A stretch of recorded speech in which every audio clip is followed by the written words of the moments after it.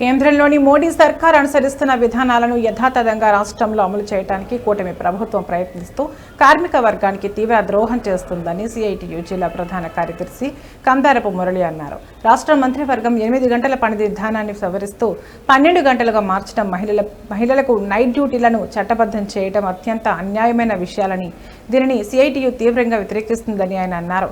CITU జిల్లా కార్యాలయం వద్ద సిఐటియు కార్యకర్తలు, నాయకులు కార్మిక చట్టాలను సవరిస్తూ రాష్ట్ర మంత్రివర్గం చేసిన నిర్ణయాలను తక్షణం ఉపసంహరించుకోవాలని కోరుతూ నిరసన చేపట్టారు. కార్మిక వ్యతిరేక వైఖరిని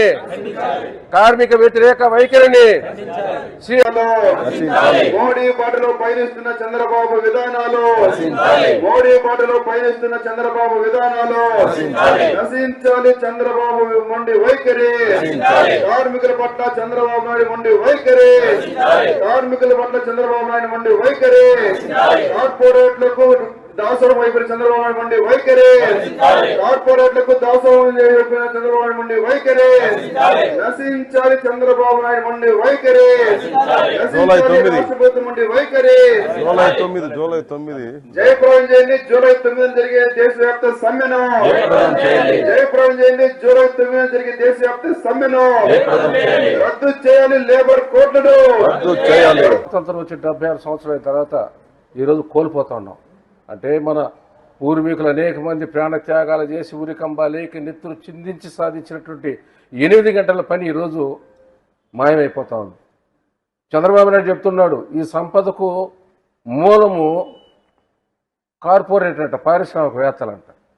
ప్రపంచంలో ఉండే అన్ని దేశాల్లో అన్ని శాస్త్రాలు చెప్పేదంటే సంపదకు మూలం శ్రమ, కార్మికుడు అని చెప్తామంటే ఈయన రివర్స్.